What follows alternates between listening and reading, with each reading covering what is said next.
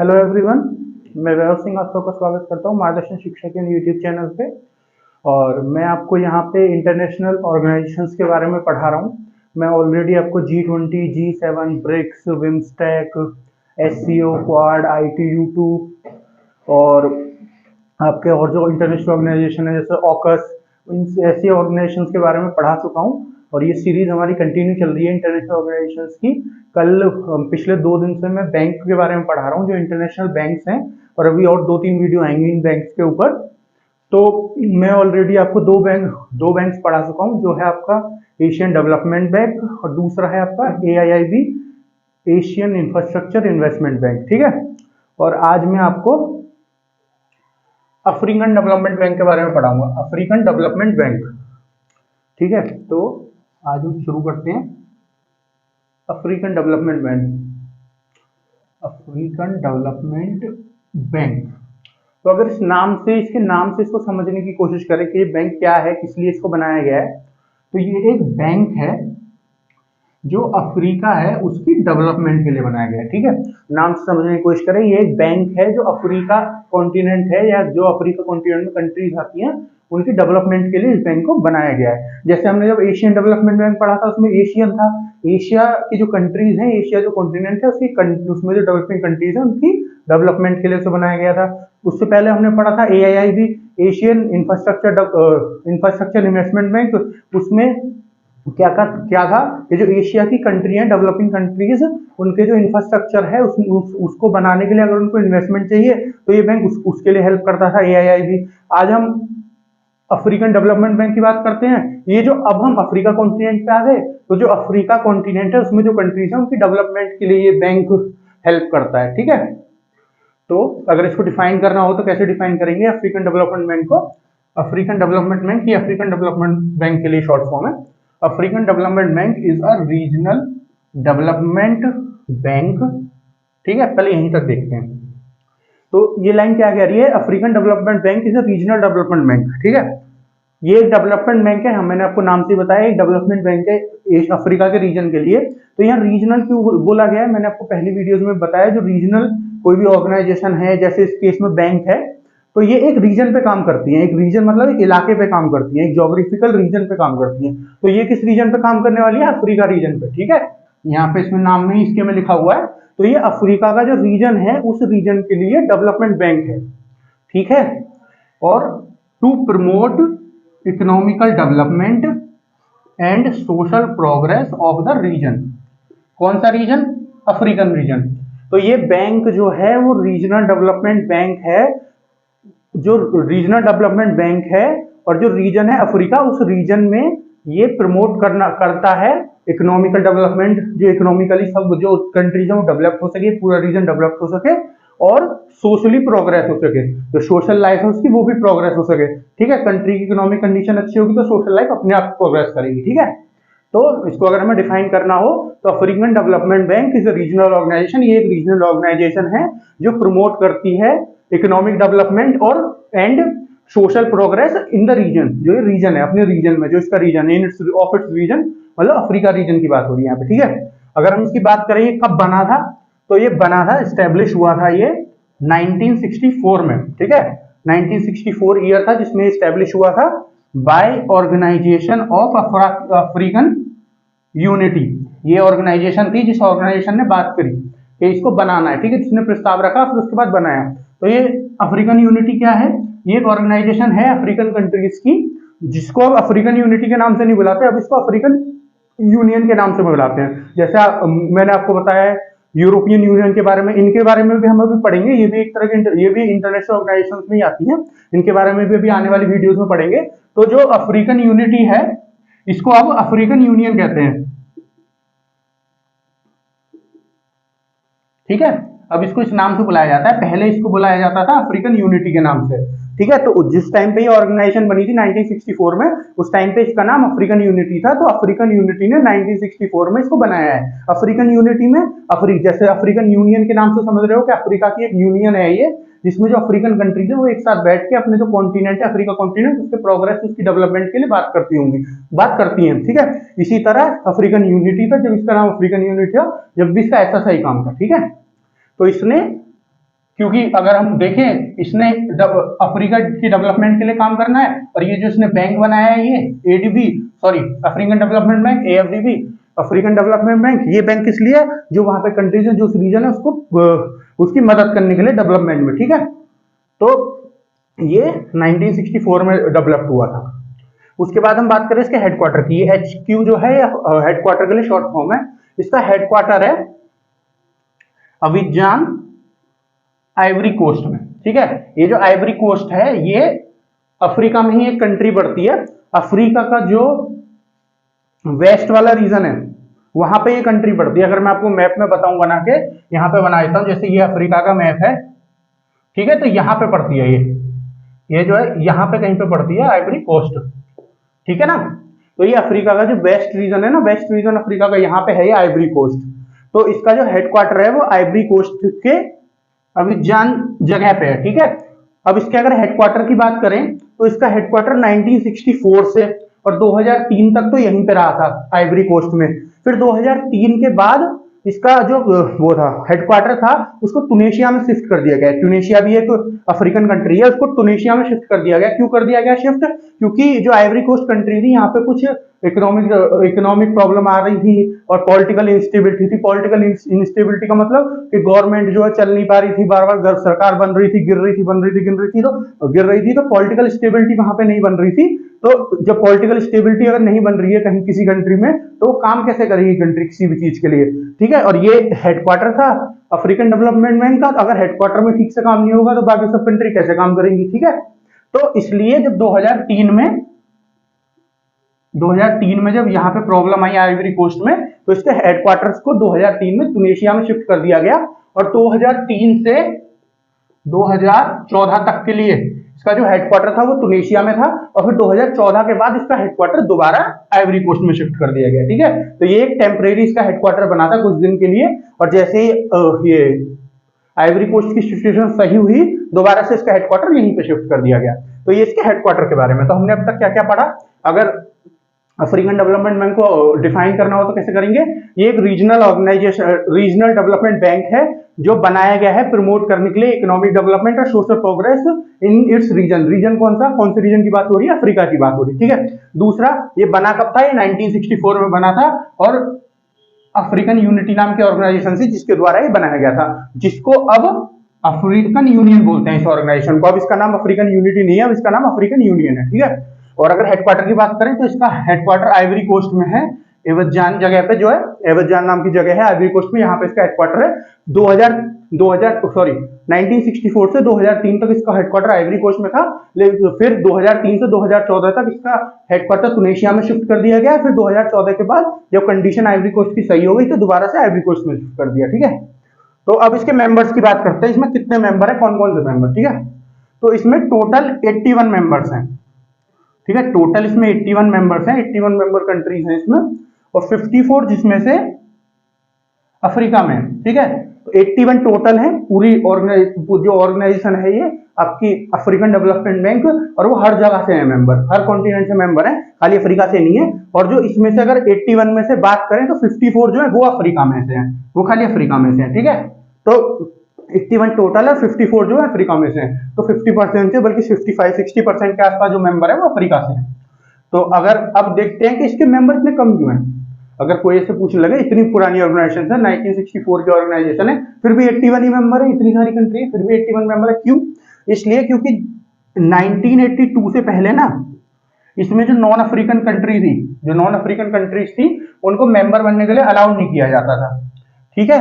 1982 से पहले, मतलब 64 में बना, 82 तक, मतलब करीबन आपके 18 साल तक किसी भी ऐसी कंट्री को जो अफ्रीका कॉन्टिनेंट का पार्ट नहीं है, उस कंट्री को इसका मेंबर बनने का मौका नहीं दिया जाता, उसको अलाउ नहीं किया जाता था कि आप इसका मेंबर बन सकते हो, ठीक है। 82 के बाद इसका मेंबर, इसको इसमें अलाउड किया गया कि बाहर की कंट्री भी इसका मेंबर बन सकती है, ठीक है ना। तो ये मेंबर के बारे में, मेंबर टोटल 81 है, 54 जिसमें से अफ्रीका में से है। और क्यों है इतने कम मेंबर्स? 81 मेंबर्स खाली इतनी पुरानी ऑर्गेनाइजेशन है क्योंकि 1982 तक, 18 साल तक इसमें किसी भी जो अफ्रीका कॉन्टिनेंट्स का पार्ट नहीं है, ऐसी कंट्री को मेंबर बनने के लिए अलाउड नहीं किया जाता था। अब इसके ऑब्जेक्टिव्स की बात करते हैं। ऑब्जेक्टिव्स क्या क्या है, ऑब्जेक्टिव मतलब एजेंडा क्या है, क्या गोल्स हैं, एम्स क्या है, क्या ये करना चाहती है ऑर्गेनाइजेशन आगे चल के, मतलब उसने जब ये बनी थी 64 में तो उसने क्या सोच के बनाया गया था, क्या इसको काम करना है। ठीक है, तो पहला है इसका objective to fight poverty and improve living condition on the continent through investments. तो ये क्या कह रहा है, लड़ाई करने के लिए, लड़ाई मतलब कम करने के लिए पॉवर्टी को।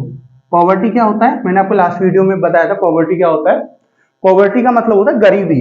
तो गरीबी से लड़ने के लिए, लड़ेंगे क्यों, गरीबी से कम करने के लिए, ठीक है ना। गरीब मतलब ऐसी ऐसी वो लाके, ऐसे लॉज लाके, ऐसी अलग अलग रूल्स लाके, अलग अलग वो प्रोवाइड करके, आपके जो भी चीज की जरूरत है लोगों को, ऐसी सब चीजें प्रोवाइड करके जो पॉवर्टी है उसको कम से कम किया जाए। ठीक है, और इंप्रूव करके लिविंग कंडीशंस को, लिविंग कंडीशन मतलब लोगों के रहने की जो जगह है, रहने का जो एनवायरनमेंट है वो सही हो सके। वो कैसे होगा, लोगों को साफ पानी पीने के लिए मिले, गंदा पानी ना मिले, साफ पानी मिले, उनके घर पे टैप वाटर आए, ठीक है, और उनको खाने के लिए खाना मिले, न्यूट्रिशियस फूड, जॉब हो उनके पास, ठीक है, अपना खर्चा कर सकें, एजुकेशन के लिए अपने बच्चों को भेज सकें, खुद एजुकेटेड हो सकें। तो ये सब लिविंग कंडीशन में आता है। तो लिविंग कंडीशन को इंप्रूव करना, पॉवर्टी से लड़ना मतलब कम करना पॉवर्टी को, और लिविंग कंडीशन को इंप्रूव करना कॉन्टिनेंट में। कॉन्टिनेंट कौन सा है, अफ्रीका। तो अफ्रीका कॉन्टिनेंट में पॉवर्टी से लड़ना और लिविंग कंडीशन को इंप्रूव करना through investment. Through investment, investment मतलब पैसा लगा के, पैसा दे के, ठीक है। अब जैसे मान लीजिए कोई कंट्री है, वहां पे गरीब लोग हैं, ठीक है। अब गरीब लोगों को आप कैसे मतलब उनको गरीबी से कैसे बाहर निकालोगे, उनको पैसे दोगे, उनको जिस चीज की जरूरत है वो उसको दोगे, थोड़े पैसे दोगे उनको, उनको खाने के लिए खाने की जरूरत है खाना दोगे, साफ पानी उन तक पहुंचे, साफ पानी पहुंचेगा, खाने को मिलेगा, उनके पास जॉब होगी, उनके बच्चे पढ़ रहे होंगे, अच्छे से रह रहे होंगे, पहनने के लिए कपड़े होंगे, तो वो उनकी लिविंग कंडीशन अपने आप सुधरेगी। और जब लिविंग कंडीशन सुधर गई, सब सामान उसके पास उनके पास है जो जीने के लिए चाहिए, तो वो पॉवर्टी से भी बाहर आ गए। और ये सब उनको प्रोवाइड करने के लिए किस चीज की जरूरत पड़ेगी, पैसे की जरूरत पड़ेगी। पैसा होना चाहिए, जब भी तो कोई गवर्नमेंट या कोई ऑर्गेनाइजेशन की मदद कर पाएगी, उनको वहां से बाहर निकाल पाएगी। तो इसलिए इन्वेस्टमेंट की जरूरत पड़ेगी, इन्वेस्टमेंट मतलब पैसे की जरूरत पड़ेगी उनकी पॉवर्टी से उनको बाहर निकालने के लिए, उनकी लिविंग कंडीशन को इंप्रूव करने के लिए अफ्रीका कॉन्टिनेंट में। तो ये इस बैंक का काम है, ये इन्वेस्टमेंट प्रोवाइड करेगा पॉवर्टी से लड़ने के लिए और लिविंग कंडीशन को इंप्रूव करने के लिए कॉन्टिनेंट में, अफ्रीकन कॉन्टिनेंट में, ठीक है। दूसरा इसका ऑब्जेक्टिव है to provide loans to public and private capital in projects and programs. अब ये क्या कह रहा है, टू प्रोवाइड लोन। तो इससे तो आप सीधे समझ गए होंगे, लोन तो सब जानते हैं, लोन जैसे लेते हैं, बहुत से लोग लेते हैं लोन, कोई चीज लेनी हो तो उसके लिए लोन लेते हैं, हाउस लोन लेते हैं, घर खरीदना हो, किसके पास पैसे नहीं है तो बैंक से लोन लेता है, ठीक है। इस तरीके से कोई बिजनेस बनाना हो उसके लिए लोन लिया जाता है। तो लोन ये बैंक प्रोवाइड करेगा किसी भी ऑर्गेनाइजेशन को जिसको लोन चाहिए, चाहे वो पब्लिक ऑर्गेनाइजेशन हो चाहे प्राइवेट ऑर्गेनाइजेशन हो। पब्लिक प्राइवेट, पब्लिक मतलब होती है जो गवर्नमेंट के द्वारा ऑर्गेनाइजेशन होती है, ठीक है, जो गवर्नमेंट की सपोर्टेड ऑर्गेनाइजेशन होती है उनको पब्लिक ऑर्गेनाइजेशन कहते हैं। और प्राइवेट ऑर्गेनाइजेशन मतलब जो किसी इंडिविजुअल के द्वारा ऑर्गेनाइजेशन होती है। जैसे हम अपनी कंट्री की बात करें, रिलायंस जो है आपकी, वो एक प्राइवेट ऑर्गेनाइजेशन है, महिंद्रा ये भी प्राइवेट ऑर्गेनाइजेशन है, टाटा प्राइवेट ऑर्गेनाइजेशन है, ठीक है, ठीक है ना।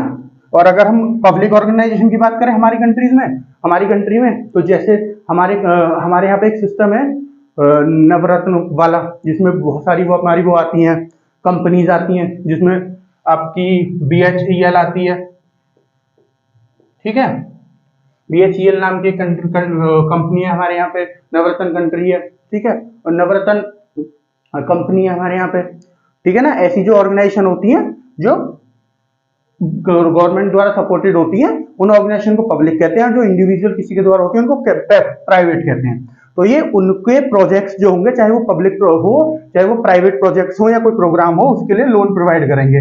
और ये लोन उसी कंडीशन में करेंगे जब कोई डेवलपमेंट प्रोजेक्ट होगा अफ्रीका रीजन में। ऐसा नहीं है कि जैसे मान लीजिए अफ्रीका है, ठीक है, अफ्रीका के लिए ऑर्गेनाइजेशन है, बैंक अफ्रीका के लिए बनाया गया है, लेकिन इसके मेंबर और जगह से भी हैं, अफ्रीका के बाहर से भी हैं। पर जो ये लोन या इन्वेस्टमेंट प्रोवाइड करेगा ना, उसी को करेगा जो अफ्रीका के डेवलपमेंट के लिए काम करेगा। जैसे मान लीजिए इंडिया है, अफ्रीका से बाहर है इंडिया, ठीक है, अफ्रीका में आता नहीं है, एशिया में आता है इंडिया। अगर इंडिया को कुछ अपने यहाँ पे कुछ काम करना है ना, तो वो अफ्रीकन डेवलपमेंट बैंक से पैसे नहीं ले सकता। लेकिन अगर इंडिया अफ्रीका की किसी कंट्री में काम करना चाहता है, जैसे मान लीजिए आइवरी कोस्ट, जहां पर जिक्र हुआ, आइवरी कोस्ट में काम करना चाहता है, इंडिया को प्रोजेक्ट करना चाहता है इसकी डेवलपमेंट के लिए, तो इंडिया उससे लोन ले सकता है, चाहे इंडिया की कोई प्राइवेट कंपनी करना चाहती हो, चाहे इंडियन गवर्नमेंट की करना चाहती हो वहां की गवर्नमेंट के साथ मिलकर। ठीक है, तो ये लोन प्रोवाइड करेगा प्राइवेट और पब्लिक जो कंपनीज होंगी, सेक्टर कंपनीज होंगी, उनके प्रोग्राम और जो उनके डेवलपमेंट प्रोजेक्ट प्रोग्राम होंगे उनके लिए। ठीक है, next, to provide technical assistance for development projects. कोई भी डेवलपमेंट प्रोजेक्ट है, ठीक है, उसको कोई कंपनी बना रही है, ठीक है, कोई कंपनी बना रही है, कोई गवर्नमेंट अपने यहाँ पे अपनी कंट्री में कोई डेवलपमेंट प्रोजेक्ट बना रही है, चाहे वो इंफ्रास्ट्रक्चर से रिलेटेड हो, रोडवेज, रेलवेज, या तो मान लीजिए कोई प्लांट वो करना हो, चाहे वो इलेक्ट्रिसिटी प्लांट हो या कोई और प्लांट बनाना हो, या कोई कंपनी ऐसी मैन्युफैक्चरिंग कंपनी बनानी हो, या जैसे हमारे यहाँ पे ये मेगा सिटीज बन रही हैं बहुत सारी, गुजरात में फ्यूचर सिटी बन रही है, ऐसे करके स्मार्ट सिटी बन रही है। तो ऐसे जो प्रोजेक्ट होते हैं जो कंट्री की डेवलपमेंट के लिए या एरिया की डेवलपमेंट के लिए जो प्रोजेक्ट्स बनाए जाते हैं, डेवलपमेंट प्रोजेक्ट्स, और कंपनी को उसमें हेल्प चाहिए, किसी कोई टेक्निकल हेल्प चाहिए, कोई टेक्निकल हेल्प चाहिए, कोई टेक्निकल मदद चाहिए ताकि वो अच्छे से काम कर पाए। ठीक है, तो ऐसी भी टेक्निकल हेल्प मनी के अलावा, पैसे तो इन्वेस्टमेंट तो ये देगा ही देगा, लेकिन अगर उसके अलावा कोई असिस्टेंस चाहिए, किसी चीज में मदद चाहिए, तो वो भी ये बैंक करेगा। ठीक है, तो ये इसके 3 ऑब्जेक्टिव है। क्या क्या ऑब्जेक्टिव है, ये बात ध्यान रखिएगा, इसका मेन फोकस जो है वो अफ्रीका है। ठीक है, जो हमने इससे पहले पढ़ा था एशियन डेवलपमेंट बैंक, उसमें उसका जो मेन फोकस था वो एशिया पे था। उससे पहले हमने पढ़ा था AIIB, Asian infrastructure investment bank, उसका भी मेन फोकस एशिया पे था। और आज हमने पढ़ा है अफ्रीकन डेवलपमेंट बैंक, जिसका मेन फोकस अफ्रीका कॉन्टिनेंट है। ठीक है, तो ये इसके सारे ऑब्जेक्टिव जो होंगे वो अफ्रीका के लिए होंगे। ठीक है, जो भी इसमें ये काम करेगा वो अफ्रीका के लिए करेगा। तो पहले हमने क्या पढ़ा, गरीबी से लड़ने के लिए और लिविंग कंडीशन, रहने की जो उनकी व्यवस्था उसको सुधारने के लिए कॉन्टिनेंट में, कॉन्टिनेंट कौन सा, अफ्रीका में, इन्वेस्टमेंट के थ्रू उनको पैसे प्रोवाइड करके, जो उनकी गवर्नमेंट है या कोई और ऑर्गेनाइजेशन है, ठीक है, प्रोवाइड करके लोन, कोई पब्लिक या प्राइवेट ऑर्गेनाइजेशन है, अगर वो कोई प्रोजेक्ट लेके आई है अफ्रीका रीजन में किसी कंट्री के लिए, अफ्रीका कॉन्टिनेंट में किसी कंट्री के लिए, किसी रीजन के लिए, कि यहाँ पे हम ये करेंगे, चाहे कोई डैम बनाना हो या कोई वहां पे, जैसे अफ्रीका में बहुत ज्यादा एनर्जी के सोर्सेज हैं, लेकिन उनको कोई निकालने के लिए इतनी हुई है, क्योंकि अफ्रीका में जितनी कंट्रीज ज्यादातर बहुत गरीब कंट्रीज हैं, ठीक है, तो वो अपने आप नहीं निकाल सकती। तो जैसे एनर्जी ऑयल के बहुत ज्यादा, जैसे इंडिया है, ठीक है, तो इंडिया की कंपनीज जो है वो वहां पे, जैसे कुछ दिन पहले तक इंडिया सूडान में बहुत सारी इन्वेस्टमेंट कर चुका है इंडिया, क्योंकि वहां पे ऑयल के रिसोर्सेज है, क्रूड ऑयल के रिसोर्सेज हैं, तो वहां पे वो कंट्री खुद नहीं निकाल पा रही, तो इंडिया वहां पे अपनी कंपनी को वो करके सिर्फ स्टैब्लिश करके और वहां से निकालता है, उसकी गवर्नमेंट से या किसी वहां की जो लोकल कंपनी है उसके साथ मिलके। तो इस तरह से कोई प्राइवेट कंपनी या कोई पब्लिक ऑर्गेनाइजेशन या कोई प्राइवेट ऑर्गेनाइजेशन के लिए भी लोन प्रोवाइड करती है, उनका कोई डेवलपमेंट प्रोजेक्ट अगर अफ्रीका कॉन्टिनेंट में किसी कंट्री या किसी रीजन के लिए हो। थर्ड, कोई टेक्निकल असिस्टेंस चाहिए किसी ऑर्गेनाइजेशन को, किसी कंट्री को, for the development project in his area और इन हिज कंट्री, तो उसके लिए भी ये टेक्निकल असिस्टेंस भी प्रोवाइड करता है। तो ये इसके कुछ ऑब्जेक्टिव्स हैं। अब इसके शेयर होल्डर्स की बात कर लेते हैं, इसमें कौन कौन से शेयर होल्डर्स हैं, किसके पास शेयर्स हैं, और वोटिंग राइट्स की बात करते हैं, वोटिंग राइट्स किस किसके पास हैं। तो share holders and voting rights. Share holders का मतलब क्या होता है, शेयर होल्डर्स मतलब होता है कि जो इनको पैसे प्रोवाइड करते हैं। अब ये बैंक है, अभी ऐसा बैंक तो है नहीं कि इसमें नॉर्मल लोग जाके बैंक अपने अकाउंट खुलवा लें, ठीक है, और जो वो पैसे जमा करते हैं उसके हिसाब से, जैसे नॉर्मल बैंक अपने हमारे यहाँ बैंक होते हैं, जैसे SBI वगैरह है, पंजाब नेशनल, ICICI बैंक, ऐसे बैंक होते हैं, उनमें जो हम लोग पैसे जमा करते हैं वो उन्हीं पैसों से लोन वगैरह देते हैं, उसी पे इंटरेस्ट लगा के पैसे कमाता है बैंक। लेकिन ये ऐसा बैंक तो है नहीं, ये पैसे कैसे कमाएगा, यहाँ पे तो कोई नॉर्मल आदमी जाके अकाउंट खुलवा नहीं सकता।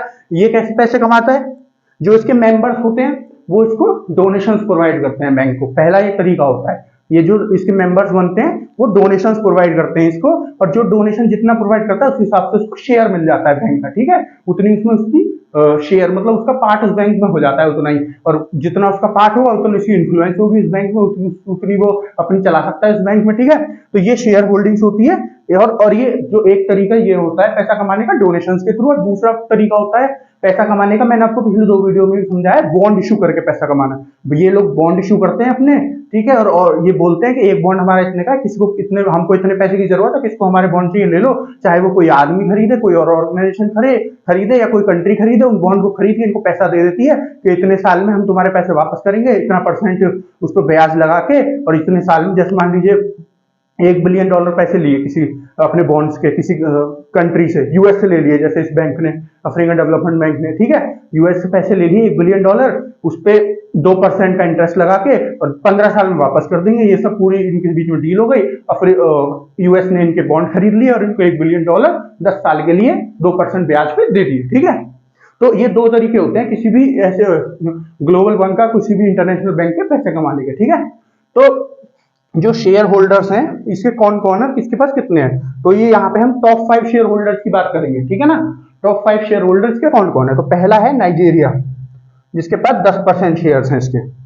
पहला जो इसका शेयर होल्डर है वो है नाइजीरिया, जिसके पास 10% शेयर है। दूसरा है यूएस। यूएस आपको सब इंटरनेशनल ऑर्गेनाइजेशन में मिल जाएगा, ठीक है, ज्यादा से ज्यादा शेयर रखता है यूएस हर किसी के, ताकि इसका इन्फ्लुएंस सब जगह ज्यादा हो, ठीक है, अपनी ज्यादा से ज्यादा चला सके किसी भी ऑर्गेनाइजेशन में। जैसे हमने कल एशियन डेवलपमेंट बैंक पढ़ा था, वहां पे सबसे ज्यादा शेयर थे इसके और जापान के, यूएस के और जापान के दोनों को मिला के 31% के आसपास शेयर बन रहे थे, ठीक है। 15% शेयर थे यूएस के भी और जापान के भी, दोनों के। और हमने उससे पहले एआईआईबी बैंक पढ़ा था, एशियन इंफ्रास्ट्रक्चर इन्वेस्टमेंट बैंक। वो बैंक ही इसीलिए बनाया गया था क्योंकि जो यूएस का इन्फ्लुएंस है, यूएस और जापान का इन्फ्लुएंस है, उसको कम कर सके, इसीलिए तो वो बैंक बनाया गया था। तो वहां पे इसका शेयर, वहां का उसका ये मेंबर भी नहीं है, क्योंकि वो बैंक इससे हटने के लिए बनाया गया, इसका इन्फ्लुएंस ना हो इसलिए बनाया गया है, ठीक है। तो उसका जो सबसे टॉप शेयर होल्डर है अफ्रीकन डेवलपमेंट बैंक का, वो है आपका नाइजीरिया 10% के साथ, फिर है आपका यूएस 7.58% के साथ, फिर है आपका जापान 6.28%, सॉरी 7.58% के साथ यूएस, और जापान है आपका 6.28% के साथ, फिर है आपका साउथ अफ्रीका, अफ्रीकन कंट्री है 5.86% के साथ, फिर है आपका अल्जीरिया, ये भी अफ्रीकन कंट्री है 5.78% के साथ। तो अगर हम ये 5 टॉप 5 जो इसके शेयर होल्डर है इनको देखें, तो यहाँ पे जो नाइजीरिया, साउथ अफ्रीका और अल्जीरिया, ये तीनों अफ्रीका कंट्री है, ठीक है, अफ्रीकन कंट्री है। ये जो 2 बचे यूएस और जापान, ये अफ्रीकन कंट्री नहीं है, पर ये टॉप 5 में आते हैं, तो इन दोनों का इन्फ्लुएंस भी बहुत होगा। ऐसे ही मैंने आपको बताया जो एशियन डेवलपमेंट बैंक है उसमें भी ये दो टॉप टू शेयर होल्डर्स है, उसमें भी दोनों का मिलाकर 31% के आसपास शेयर बनता है। और जो आपका तीसरा मैंने बताया एआईआईबी, वो तो बनाया ही इसलिए गया है ताकि यूएस और जापान का जो इन्फ्लुएंस है उससे बाहर कोई बैंक बनाया जा सके, ठीक है। उसमें ये दोनों मेंबर भी नहीं है, ठीक है ना। तो ये इसके टॉप 5 शेयर होल्डर्स हैं। अगर वोटिंग राइट्स की बात करें तो वोटिंग राइट्स इसमें कैसे दिए जाते हैं, वोटिंग राइट्स दिए जाते हैं according to the size of each member share. जितना जिस मेंबर का शेयर होगा, शेयर होल्डिंग वाला शेयर जो होगा, उतना उसका वोटिंग राइट होगा, ठीक है। और प्रेजेंटली क्या चल रहा है इसका वोटिंग राइट, इसका प्रेजेंटली चल रहा है 60-40 वोटिंग राइट, ठीक है। 60% जो है, 60% जो वोटिंग राइट्स हैं आपके, वो है आपके अफ्रीकन कंट्रीज के पास, जो भी अफ्रीका कॉन्टिनेंट की मेंबर है, ठीक है। और जो 40% है वो नॉन अफ्रीकन, जो अफ्रीका से बाहर है, जो डोनर्स हैं, ठीक है, क्योंकि वो अपनी कंट्री में कोई फायदा तो इसका उठा नहीं सकते बैंक का इन्वेस्टमेंट करा ले किसी प्रोजेक्ट के लिए, वो क्योंकि काम अगर किसी को इस बैंक से कराना है तो वो इन्हीं अफ्रीकन कॉन्टिनेंट में कराना पड़ेगा, उसकी किसी कंट्री में, किसी रीजन में। तो इनको एज अ डोनर होते हैं, डोनेशन देते हैं और इसकी मेंबरशिप ले लेते हैं। मेंबरशिप क्यों लेते हैं कि किसी और बड़ी इंटरनेशनल ऑर्गेनाइजेशन में जरूरत पड़े, किसी मदद की जरूरत पड़े और वहां पे ये भी मेंबर हो, तो वहां से मदद उनकी ले सके। कहीं वोटिंग की जरूरत पड़े तो इतना बड़ा शेयर होल्डर्स हैं ये, तो इनकी वहां पे मदद ले सकते हैं, इनका इन्फ्लुएंस होगा वहां पे, इसलिए ये लोग डोनेशन दे के मेंबर बनते हैं इसका। तो जो वोटिंग राइट सिस्टम चल रहे हैं वो 60% जो है आपके अफ्रीकन कंट्रीज के पास है, 40% आपके नॉन अफ्रीकन कंट्रीज के पास है जो डोनर है। ये नीचे दिख रहा है ना आपको, मैं एक बार देख लेता हूं दिख रहा है कि नहीं दिख रहा है, मैं ऊपर बता देता हूं।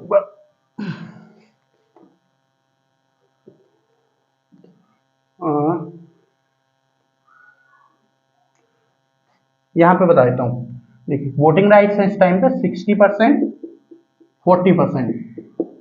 जो 60% है वो है आपके अफ्रीकन कंट्रीज के पास, और जो 40% है वो है नॉन अफ्रीकन कंट्रीज के पास। ठीक है, तो क्योंकि अफ्रीकन ऑर्गेनाइजेशन है, मेंबर भी अफ्रीका के सबसे ज्यादा है, 54 मेंबर से 81 में से 55% से ऊपर मेंबर है अफ्रीका से ही, तो इसलिए उनकी वोटिंग राइट्स भी ज्यादा है, क्योंकि जितने ज्यादा मेंबर होंगे उनके पास भले छोटा छोटा शेयर हो, लेकिन ज्यादा शेयर सबको प्लस करके बनेगा अफ्रीकन कंट्रीज का, इतनी सारी अफ्रीकन कंट्रीज है तो इसलिए उनका वोटिंग राइट भी ज्यादा है। नॉन अफ्रीकन कंट्री कम मेंबर्स हैं इसकी, तो इसलिए उनका वोटिंग राइट भी कम है। ठीक है ना, तो ये इसके शेयर होल्डिंग और वोटिंग राइट हो गई। ये इसके टॉप फाइव शेयर होल्डर्स है। Nigeria 10%, US 7.58%, Japan 6.28%, south Africa 5.86% and Algeria 5.78%, जिसमें नाइजीरिया, साउथ अफ्रीका और अल्जीरिया तीनों आपकी अफ्रीकन कंट्रीज है। और अगर वोटिंग राइट्स की बात करें according to the size of their shares, ठीक है, 60-40 चल रहा है इस टाइम पे, 60 African countries, non African countries 40। अब इसके कंपोनेंट्स की बात करते हैं। ये किसके कंपोनेंट है? ये तीन जो है, हम एशियन डेवलपमेंट बैंक की बात कर रहे हैं, और कंपोनेंट में एशियन डेवलपमेंट बैंक भी आ रहा है, तो एशियन डेवलपमेंट बैंक का जो कंपोनेंट है वो एशियन डेवलपमेंट बैंक तो होगा नहीं। ये जो तीन कंपोनेंट है ना यहाँ पे, ये है आपके अफ्रीकन यूनियन के। मैंने आपको बताया था यहाँ पे अफ्रीकन यूनियन जो है, ये तीनों उसके कंपोनेंट है। ठीक है, कौन कौन से कंपोनेंट है? अफ्रीकन डेवलपमेंट बैंक, जिसकी हम आज बात कर रहे हैं, जिसके ऊपर पूरी वीडियो है हमारी। सेकंड है अफ्रीकन डेवलपमेंट फंड, और आपका थर्ड है नाइजीरिया ट्रस्ट फंड। तो ये तीन इसके कंपोनेंट है। ठीक है, ये इसके तीन कंपोनेंट है। तो एशियन डेवलपमेंट बैंक का सारा काम मैं आपको बता ही रहा हूं। एशियन डेवलपमेंट जो बना था वो आपका 1964 में बना था। एशियन डेवलपमेंट फंड जो है ओबीसी का कंपोनेंट है, और ये नाइजीरियन ट्रस्ट फंड जो है ये तो अफ्रीका के लिए है, लेकिन ये नाइजीरिया कंट्री है जो अफ्रीका का ही पार्ट है, अफ्रीका में ही आती है नाइजीरिया कंट्री, ये उसने बनाया था अलग से, उसने अलग से बनाया था फंड, और ये बनाया गया था आपका 1976 में बनाया गया था नाइजीरियन ट्रस्ट फंड, 1976 में। ठीक है, और इसका काम क्या है? जो पुअरेस्ट कंट्री है अफ्रीका में, कुछ पुअर है, जैसे पुअर है उससे नीचे पुअरेस्ट है, ठीक है, जो पुअर से भी बहुत ज्यादा गरीबी में रहती हैं कंट्रीज यहाँ के लोग, तो उन कंट्रीज को हेल्प करने के लिए इस फंड को बनाया गया था। ठीक है ना, तो ये इसके तीन कंपोनेंट है। आपके किसके कंपोनेंट है? ये कंपोनेंट है आपके अफ्रीकन यूनियन के। ये अफ्रीकन यूनियन के आपके तीन कंपोनेंट है। कौन कौन से हैं? एशियन डेवलपमेंट बैंक, जिसके ऊपर वीडियो है, फिर है अफ्रीकन डेवलपमेंट बैंक, और तीसरा है नाइजीरियन ट्रस्ट फंड, जो नाइजीरिया की गवर्नमेंट ने 1976 में बनाया था, जो पुअरेस्ट कंट्री है अफ्रीका में, उनकी मदद करने के लिए। अब हम देखते हैं इस बैंक की इंडिया के लिए क्या इंपॉर्टेंस है। ठीक है, क्योंकि अभी तक इंडिया का इसमें कहीं जिक्र हुआ नहीं है, ना शेयर होल्डर्स में मैंने बताया आपको कि इंडिया के पास शेयर होल्डिंग है, ना इंडिया का कोई प्रोजेक्ट बताया जिसमें इंडिया ने कुछ किया हो, बाकी प्रोजेक्ट की तो मैंने अभी कोई बात ही नहीं करी है, ना ऊपर से कोई मतलब इंडिया का जिक्र मैंने अभी तक किया ही नहीं है। पर अगर हम इसको पढ़ रहे हैं तो हमारे लिए तो वही इंपॉर्टेंट है, हमसे तो वही पूछा जाएगा एग्जाम में, जहां इंडिया का कुछ तो हो, जहां चाहे वो इंडिया को कुछ परेशान कर रहा हो, चाहे वो इंडिया से कुछ फायदा उठा रहा हो, कुछ भी हो, पर किसी तरह इंडिया को कुछ तो करे, जब भी तो हमारा पढ़ने का मतलब है। उस चीज को जिसको इंडिया से कोई मतलब ही नहीं है, उसको हमसे कोई पूछेगा भी नहीं, और उसको हमारा पढ़ने का कोई फायदा नहीं है जब कोई पूछेगा नहीं तो पहले हम देखते हैं India and Asian development bank की सिग्निफिकेंस क्या है इंडिया के लिए। ठीक है, तो पहली चीज देखें, India joined African development fund, जो ये दूसरा वाला है अफ्रीकन डेवलपमेंट फंड इन 1982 में इंडिया ने अफ्रीकन डेवलपमेंट फंड को का मेंबर बना इंडिया, और 1983 में इंडिया मेंबर बना अफ्रीकन डेवलपमेंट बैंक का। ठीक है, तो अगर हम इसे देखें ध्यान से, तो जो 1982 साल है, मैंने आपको बताया यहाँ पे 1982 तक ये जो अफ्रीकन डेवलपमेंट बैंक था, इसमें कोई बाहर की कंट्री जो थी, जो अफ्रीकन कॉन्टिनेंट से बाहर की कंट्री है, उसको मेंबर बनने का मौका नहीं मिलता था। ठीक है, फिर जब 1982 में मेंबरशिप स्टार्ट कर दी गई, तो इंडिया तुरंत इसका मेंबर बन गया अफ्रीकन डेवलपमेंट फंड का, और next year African development bank का मेंबर बन गया 1983 में। ठीक है, फिर अब हमको ये तो पता चल गया कि इंडिया इसका मेंबर है, तो कुछ तो शेयर होल्डिंग इंडिया के पास होगी, कुछ तो होगी। ठीक है, कुछ तो शेयर होल्डिंग इंडिया के पास होगी अगर इंडिया इसका मेंबर है, क्योंकि इंडिया कुछ तो डोनेशन इसको करता ही होगा अफ्रीकन डेवलपमेंट बैंक को, जब इसका मेंबर है, क्योंकि इंडिया अफ्रीका में आता नहीं है तो कुछ तो डोनेशन इसको करता ही होगा, इसलिए इंडिया इसका मेंबर है।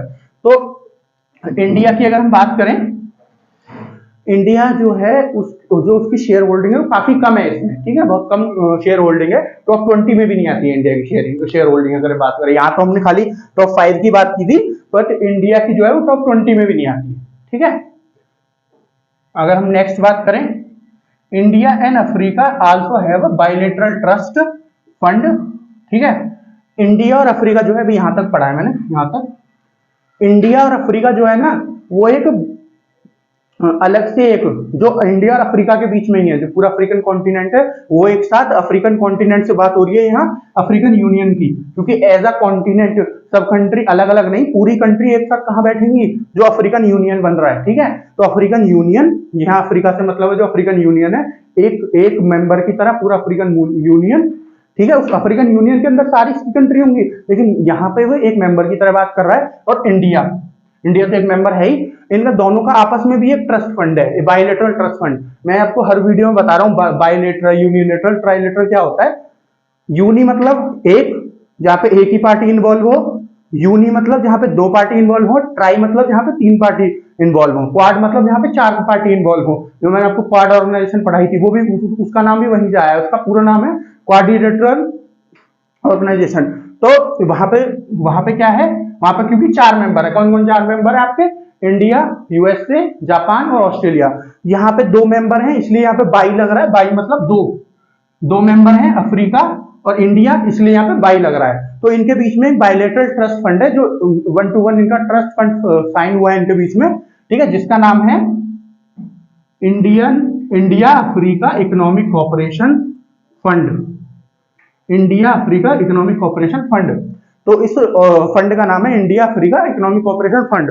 ये इसके नाम से क्या पता चल रहा है, जो इंडिया और अफ्रीका है वो आपस में मिलकर इकोनॉमिक कोऑपरेशन करके एक फंड बनाएंगी, जिससे एक दूसरे की मदद हो, उस फंड के द्वारा अफ्रीका की मदद हो, इंडिया की मदद हो, ठीक है, जो भी जिसको चाहिए। तो अगर हम इसमें बात करें, देखो अगर मैं आपको नॉर्मली बताऊं ना, तो इंडिया और अफ्रीका के रिलेशन वैसे भी काफी अच्छे हैं, बहुत अच्छे रिलेशन एंजॉय करते हैं इंडिया और अफ्रीका एक दूसरे के साथ, कोई प्रॉब्लम कोई लड़ाई है नहीं कभी भी। हिस्टोरिकली भी बहुत अच्छे रिलेशन है इंडिया और अफ्रीका के, बहुत पुराने टाइम से, जो आपका ये मुगल्स का टाइम था या उससे पहले का टाइम था, अशोक वगैरह, मौर्य, ये सब जो पूरा टाइम था इंडिया का, या फिर गुप्ता एम्पायर की बात करें, उस टाइम के बहुत पहले से इंडिया और अफ्रीका के बीच में ट्रेड होता है। दोनों को पता है कि यहाँ पे एक कंट्री है, यहाँ पे एक कॉन्टिनेंट है, इनको पता है, तो इनके बीच में ट्रेड होता है, बहुत ट्रेड होता है इंडिया और अफ्रीका के बीच। बहुत पुरानी दोनों की हिस्ट्री है, दोनों की अगर एक साथ बोले। अगर हम कोई हिस्टोरिकली फैक्ट ले लें, जैसे अफ्रीका को क्या बोला जाता है, जहाँ पे मनुष्य सबसे पहले आए थे उसको अफ्रीका बोला जाता है, धरती, सबसे पहले मनुष्य की धरती अफ्रीका को बोला जाता है। और अगर इंडिया की बात करें, इंडिया को क्या बोला जाता है,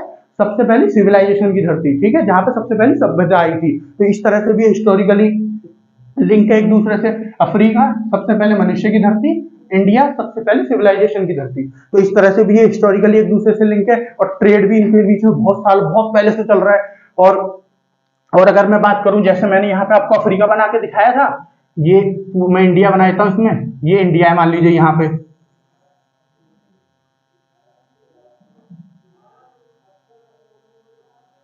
ये इंडिया है, यहाँ ये इंडिया है, ये अफ्रीका है। तो ये जो एरिया है ना, यहाँ पे इजिप्ट पड़ता है, यहाँ पे इजिप्ट कंट्री पड़ता है, और यहाँ पे एक छोटी सी जगह है, ये ऊपर जो है ये मेडिटेरियन सी है, ठीक है, यहाँ मेडिटेरियन सी से ऊपर यूरोप है, ठीक है। ये जो सी है बीच में, इन दोनों लाइंस के बीच में ये वाला एरिया, ये जहाँ पे मैं डॉट मार रहा हूँ, ये इसको रेड सी कहते हैं। इन दोनों को जो कनेक्ट करता है ना, मेडिटेरियन सी को और रेड सी को, यहाँ पे बीच में कैनाल है जिसको स्यूज कैनाल कहते हैं। इंडिया का 90% ट्रेड जो या तो यूएस से होगा या फिर आपका यूरोप से होगा, वो यहीं से जाता है होके, ठीक है। तो इसलिए भी अफ्रीका की बहुत ज्यादा इंपॉर्टेंस है इंडिया के लिए। और कोई इंपॉर्टेंस आपकी अफ्रीका के लिए बताऊं इंडिया की, जो अंग्रेज सबसे पहली बार इंडिया में आए थे, कौन आया था सबसे पहली बार इंडिया में वास्को डी गामा, जो पुर्तगाल से बिलोंग करते थे, ठीक है। तो पुर्तगाल आपका यहाँ पे पड़ेगा, क्या बोलते हैं उसको, यूरोप में। तो मेडिटेरियन सी, इसके ऊपर यूरोप में बिल्कुल वेस्ट में आपका पड़ता है पुर्तगाल। तो वो यहीं से ऐसे आया था, इस वाले रूट से, अफ्रीका के नीचे से होते हुए यहाँ पे इंडिया में, ठीक है। पहले वो यहाँ अफ्रीका में आया था और अफ्रीका से फिर इंडिया गया था। यहाँ पे उसे एक इंडिया का ट्रेडर मिला था, ठीक है, जो ट्रेड करता था अफ्रीका में, जो बिजनेस इसका चल रहा था, वो उसको यहाँ से इंडिया लेके गया था। ठीक है, जो ये रास्ता है ना, ये वाला रास्ता, इसको कहते हैं केप ऑफ गुड होप। ठीक है, क्यों कहते हैं इसको केप ऑफ गुड होप? इसको अंग्रेज इस रास्ते को केप ऑफ गुड होप कहते हैं। इसका उसके बाद नाम केप ऑफ गुड होप ही पड़ गया जब ये पहली बार आया। उसके बाद क्यों इसको केप ऑफ गुड होप कहते हैं? क्योंकि यहाँ आपका यहाँ पुतकाल है। ठीक है, यहाँ से एक आदमी निकला, उसको कुछ नहीं पता इंडिया कहाँ है, बस उसको ये पता है नीचे जाके और समुद्र में नीचे नीचे जाके और आपके ईस्ट साइड में चलना है, ईस्ट साइड में मुड़ के एक धरती पड़ेगी, वो इंडिया है। बट उसको ये नहीं पता इंडिया है कहाँ। अब हमको खाली समुद्र में छोड़ दिया जाए और ऐसे बता दिया जाए आगे से जाके थोड़ी आगे आगे राइट लेफ्ट करके एक कॉन्टिनेंट पड़ेगा, वहां चले जाओ।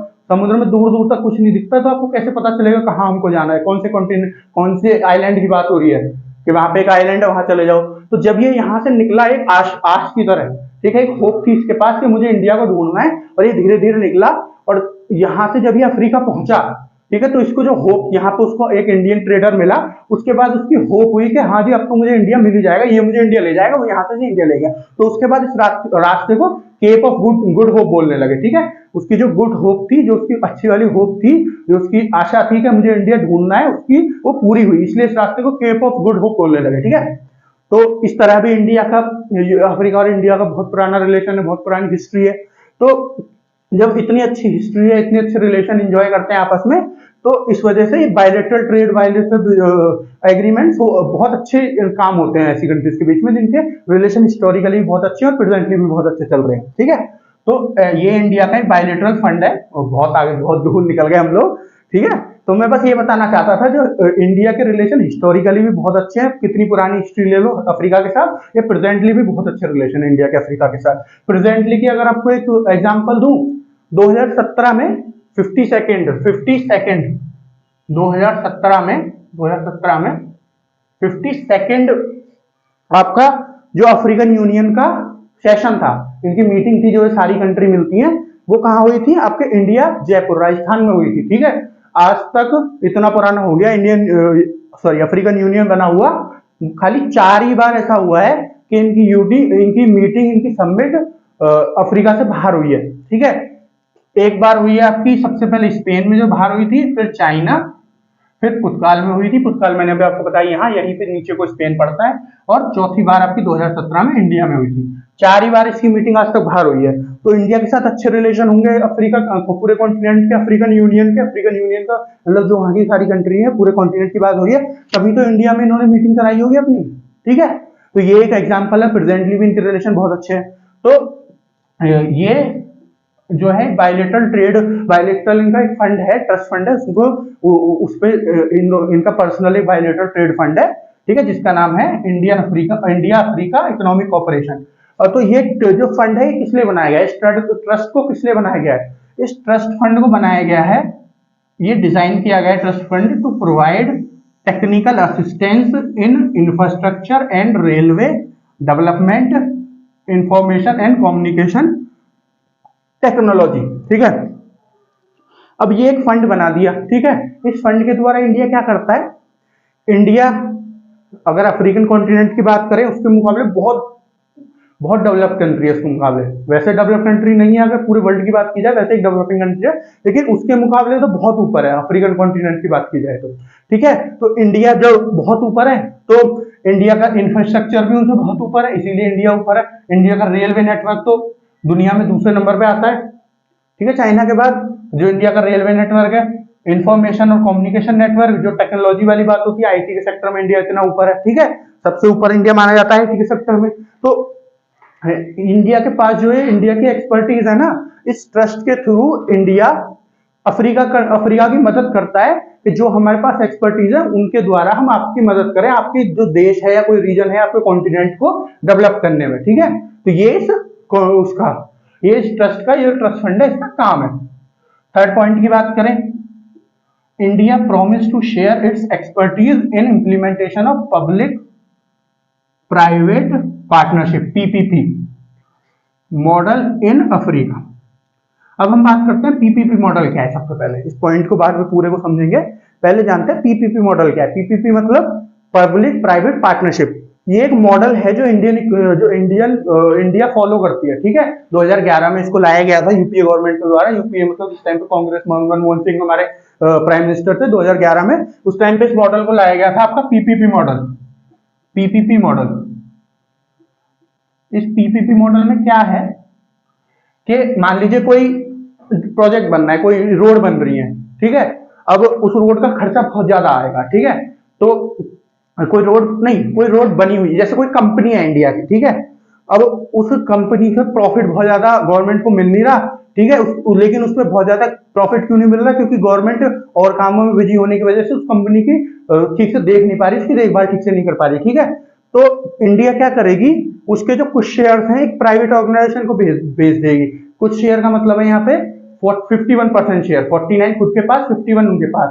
और जिसके पास ज्यादा शेयर होते हैं, जैसे 50% है, जैसे दोनों के पास 50% शेयर है, तो दोनों मालिक हैं। और किसी के पास 51 हो गए, उसके पास ज्यादा हो गए 50%, तो वो मालिक हो गया। और 49% वाला अभी मालिक नहीं है, लेकिन उसकी भी सुनी जाएगी, वो भी जो है इसका मेंबर है लेकिन मालिक नहीं है। तो इंडियन गवर्नमेंट क्या करेगी, उस कंपनी को 49% अपने पास रखेगी शेयर, उसके 51% उसको दे देगी। अब वो मालिक है तो उसकी सारी प्रॉब्लम है, उसको सारा कुछ देखना है। जो उससे प्रॉफिट होगा वो 49% शेयर के हिसाब से इंडियन गवर्नमेंट ले लेगी उससे, ठीक है। अब जब वो प्राइवेट सेक्टर के हाथ में आ गई, किसी प्राइवेट कंपनी के हाथ में आ गई, तो प्राइवेट कंपनी उसको जो कर सकती है उसको अच्छा करने के लिए वो करेगी। उसको पैसे की जरूरत होगी, उस पैसे की तरफ से उसको हेल्प करेगी, उस कंपनी को बढ़ने के लिए नई नई लॉज लेके, नई नई लॉज लाके, नए नए रूल्स बना के काम करेगी। चाहे कोई एडवर्टाइजमेंट करनी हो, वो भी उसकी सिरदर्दी है, गवर्नमेंट का उससे कोई मतलब नहीं है।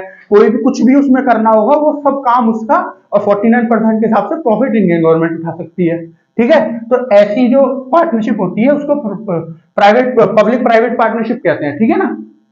तो ये जो मॉडल है इंडिया की, पीपीपी मॉडल जो है, जिसमें इस मॉडल की अगर मैं आपको कुछ एग्जांपल दूं, जैसे अभी बहुत ज्यादा न्यूज बनी थी कि इंडियन गवर्नमेंट ने रेलवे जो है वो प्राइवेट लोगों को बेच दी, प्राइवेट कंपनी को बेच दी। इंडिया ने बेची नहीं है, उसके कुछ शेयर्स दिए इंडियन गवर्नमेंट ने, कुछ शेयर्स दिए हैं। शेयर्स क्यों दिए हैं? अब मान लीजिए हमारी ट्रेन चलती है जो नॉर्मल गवर्नमेंट के द्वारा है, उसमें बहुत सारी चीजें होती हैं, है ना। बहुत कई खराब भी होती है, कई चीज अच्छी भी हैं, क्योंकि इतनी सारी ट्रेन दिन में चलती है, इतनी पब्लिक उन पर ट्रेवल करती है। तो इतना बड़ा रेलवे नेटवर्क है इंडिया का, तो गवर्नमेंट हर चीज पर ध्यान नहीं दे पाती, ठीक है। तो प्राइवेट जब मेंबर्स आएंगे तो क्या होगा, एक प्राइवेट मेंबर आया, उसने बहुत अच्छी ट्रेन चला दी, ठीक है, ठीक है। तो उसका बहुत फायदा हो रहा है, जो उसके थोड़ा टिकट महंगा है क्योंकि बहुत अच्छी फैसिलिटी वो दे रहा है, तो जो भी लोग उसमें ट्रेवल कर रहे हैं, थोड़ा महंगे टिकट तो है लेकिन फैसिलिटी अच्छी एंजॉय कर रहे हैं, ठीक है। अब दूसरा मेंबर आ गया, एक दूसरा प्राइवेट मेंबर आ गया, उसने भी अपनी ट्रेन लॉन्च कर दी। अब वो क्या अलग करे कि उसकी जो पहला वाला मेंबर प्राइवेट मेंबर है उसकी में ना जाके हमारी में आए लोग, तो वो क्या करेगा, फैसिलिटी और बढ़ाएगा, है ना, लेकिन प्राइस थोड़ा कम कर देगा। जिसमें कम पैसा देने होंगे फिर लोग उसमें ट्रेवल करेंगे। तो ऐसे कंपटीशन चलता है प्राइवेट में। जैसे अगर हम बात करें, एक एग्जांपल दूं आपको प्राइवेट सेक्टर का। पहले जो इंडिया में जब तक जियो नहीं आया था, जो इंटरनेट पैक्स थे या कॉल करने वाले जो पैसे लगते थे बहुत महंगा था, ठीक है, बहुत महंगा होता था। बीएसएनएल में थोड़ा सस्ता होता था, लेकिन बीएसएनएल में वही गवर्नमेंट वाली प्रॉब्लम है आपकी, ठीक है। और जो मेंबर्स थे जैसे आपके एयरटेल था, वोडा था, आइडिया था, उसमें बहुत महंगे महंगे थे। फिर रिलायंस ने जियो आपका लॉन्च किया। जियो स्टार्टिंग में तो फ्री था, पहले एक साल के लिए और ज्यादा के लिए फ्री था। तो जो वो फ्री था, जब वो फ्री आया तो पैसे भी, कॉल भी फ्री हो रही है, नेट भी दिन का फ्री मिल रहा है, ठीक है। तो जो दूसरी कंपनीज थी उनको अपने प्राइस गिराने पड़े, क्योंकि फिर वहां से लोग हटके जियो का सिम खरीद रहे थे, जियो के मेंबर बन रहे थे, तो इसलिए उनको अपने प्राइसेस घटाने पड़े। फिर जब जियो मतलब पैसे वाले उसमें आए, जब उसको पैसे चार्ज करने लगा जियो, तो उसके प्राइसेस बहुत कम थे उस टाइम पे, ठीक है। तो फिर उनको जियो के बराबर आना पड़ेगा अगर लोगों को उनका मेंबर बनाना है। तो ऐसा होता है प्राइवेट सेक्टर में, ठीक है। कंपटीशन चलता है, कंपटीशन के उसमें नई नई टेक्नोलॉजीज बनती हैं, ठीक है, कि अगर हमको इससे अच्छा होना है तो हमको कुछ इंप्रूवमेंट करनी होगी, तो नए नए इनोवेशन होते हैं, ठीक है। पैसों का भी कंपटीशन होता है इनके बीच में, समझ गए आप। तो ये प्राइवेट सेक्टर में होता है, इसलिए प्राइवेट सेक्टर में कुछ फायदे, बहुत फायदे हैं प्राइवेट सेक्टर के, थोड़े नुकसान भी कुछ होते हैं क्योंकि फिर उनकी मोनोपोली हो जाती है प्राइवेट कंपनीज की, लेकिन फायदे भी उसके बहुत होते हैं। तो इंडिया का जो मॉडल है ना, पब्लिक प्राइवेट पार्टनरशिप वाला मॉडल, पीपीपी मॉडल, ये बहुत अच्छा मॉडल है इंडिया का, ठीक है। इंडिया ने इससे बहुत प्रोग्रेस किया इस मॉडल से, ठीक है। तो जो इंडिया के एक्सपर्टीज है ना इस मॉडल में, उनको इंडिया जो एक्सपर्टीज है इन इम्प्लीमेंटेशन, इसको रन करने में, इसको चलाने में, ठीक है, जो भी इंडिया के एक्सपर्टीज हैं, ठीक है, इंडिया वो अफ्रीकन यूनियन, अफ्रीकन कॉन्टिनेंट की जो कंट्रीज है उनको भी सिखाएगा, ठीक है। ये इनके बीच में डील साइन हुई है कि जो हमारी पीपीपी वाली जो पीपीपी वाला जो मॉडल है उसकी जो एक्सपर्टीज है हमारी, इसको इम्प्लीमेंटेशन करने की जो एक्सपर्टीज है हमारी, वो हम आपको सिखाएंगे ताकि आप अपनी कंट्रीज में भी पीपीपी मॉडल लॉन्च कर सको और इसके अकॉर्डिंग जैसे हमने इसका फायदा उठाया आप भी इसके फायदे इसके मजे लूट सको, ठीक है। तो ये इंडिया और ने अफ्रीका की मदद की है, ठीक है। नेक्स्ट आपकी बात करें, इन 2018 अफ्रीकन डेवलपमेंट बैंक, ये अफ्रीकन डेवलपमेंट बैंक का शॉर्ट फॉर्म है AFDB, and international solar alliance signed joint declaration to scale up partnership in renewable energy. तो अब इसमें देखने वाली चीज क्या है, एशियन डेवलपमेंट बैंक के बारे में हम पढ़ रहे हैं, जो चीज हमें समझनी है, पहली चीज इंटरनेशनल सोलर अलायंस क्या है, दूसरी रिन्यूएबल एनर्जी क्या है, ठीक है। ये दो चीजें देखने वाली इसमें। इंटरनेशनल सोलर अलायंस क्या है, इंटरनेशनल सोलर अलायंस ये एक सोलर अलायंस है। सोलर क्या होता है, सोलर किसको कहते हैं, तो सूरज की किरणें होती हैं, जैसे आपने देखा होगा सोलर प्लेट्स होती हैं, ठीक है, जगह जगह घरों पे लगी रहती थी, गांव में अब तो और ज्यादा लगने लगी है, शहरों में, गांव में, सब जगह। पहले गांव में बहुत कम लोगों पे मिलती थी, गांव में या शहर में, ठीक है। हमारे गांव में खाली 2 लोगों के पास थी जब हम छोटे छोटे थे, अपनी बात कर रहा हूँ मैं। तो जो ये सोलर प्लेट्स होती हैं वो क्या करती हैं, जो सूरज की किरणें हैं उससे इलेक्ट्रिसिटी बनाती है, ठीक है। तो उसमें किसी को कोई नुकसान नहीं होता, ना एनवायरमेंट को, ना किसी आदमी को, ना किसी चीज को, ठीक है।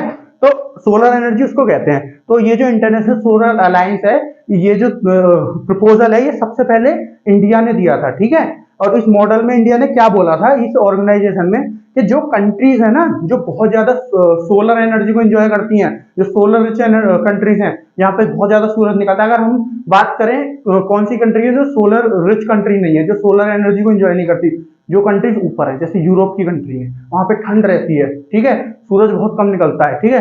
अब कनाडा है आपका, नॉर्थ अमेरिका में, यूएस है, वहां पे भी ठंड बहुत रहती है, इतना सूरज नहीं निकलता जितना हमारे यहाँ गर्मियों में सूरज निकलता है, ठीक है। इंडिया में निकलता है, एशियन कंट्री, अफ्रीका में निकलता है बहुत ज्यादा, ठीक है। जैसे अगर हम अफ्रीका को बनाएं, सूरज सबसे ज्यादा कहाँ पे निकलता है, ये हमारा अफ्रीका बन गया, ठीक है। तो अफ्रीका, ये 3 लाइन याद रखो आप, अफ्रीका है और ये आपका इंडिया है। तो इंडिया से कौन सी लाइन निकल के जाती है, ट्रॉपिक ऑफ कैंसर, इंडिया के यहाँ से, ये राजस्थान वाले इलाके से निकल के जाती है, ठीक है। ट्रॉपिक ऑफ कैंसर ये यहाँ से निकल के जाएगी, तो यहाँ से भी निकल के जाएगी आपका, अफ्रीका से भी, समझ गए आप। तो टॉपिक ऑफ कैंसर अफ्रीका से भी निकल के गई, इंडिया से भी। उसके नीचे आएगी आपकी इक्वेटर, ठीक है, इसको और लंबा कर लेते हैं नीचे।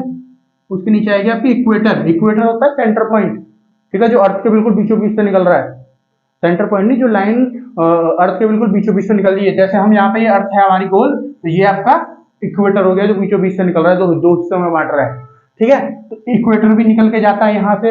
इक्वेटर जो है ना, वहां पर सबसे ज्यादा सूरज की किरणें पड़ती हैं, ठीक है, जो इक्वेटर वाला इलाका होता है ना, वहां पर सबसे ज्यादा सूरज की किरणें पड़ती हैं बीचों बीच, ठीक है।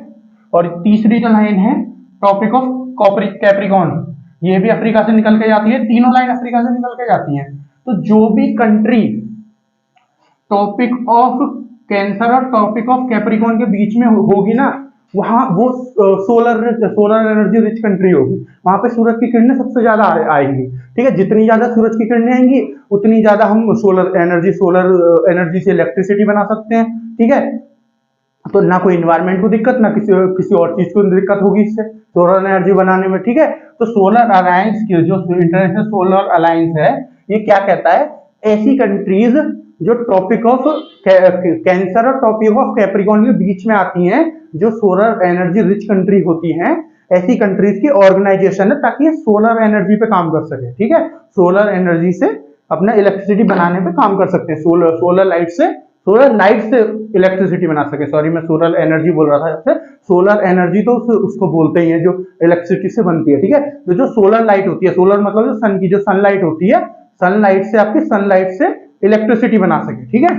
तो ऐसी कंट्रीज जो टॉपिक ऑफ कैंसर से टॉपिक ऑफ कैप्रिकॉन के बीच में आती हैं, जो सनलाइट रिच कंट्रीज होती हैं, ये ऐसी कंट्रीज की ऑर्गेनाइजेशन है ताकि ये फोकस कर सके सोलर एनर्जी पे। सोलर एनर्जी मतलब सनलाइट से इलेक्ट्रिसिटी बनाने वाली जो एनर्जी होती है, ठीक है, तो इस पर फोकस कर सकें, ठीक है, क्योंकि उससे इन्वायरमेंट या किसी को नुकसान नहीं होगा, ठीक है। तो इसमें जो मेंबर है, मैक्सिमम मेंबर वही वाली कंट्रीज हैं जो टॉपिक ऑफ कैंसर से टॉपिक ऑफ कैप्रिकॉन के बीच में आती है। अब इसमें बाहर की मेंबर्स की कंट्री भी आने लगी है, क्यों आने लगी है? ताकि वो भी इसका फायदा उठा सके, ठीक है। उनके यहाँ भले ही सूरज नहीं निकलता, लेकिन एनर्जी तो ट्रांसफर हो सकती है यहाँ से वहां तक। यहाँ पे एनर्जी ज्यादा से ज्यादा बनाए, जैसे इंडिया ने ज्यादा से ज्यादा एनर्जी बनाई सोलर एनर्जी से, तो जितनी हमको जरूरत है उतनी यूज करी, जो बची बाकी कंट्रीज के साथ शेयर करी, उससे पैसे भी कमाएगी इंडिया, जो शेयर करेगी उनको बेचेगी तो इलेक्ट्रिसिटी।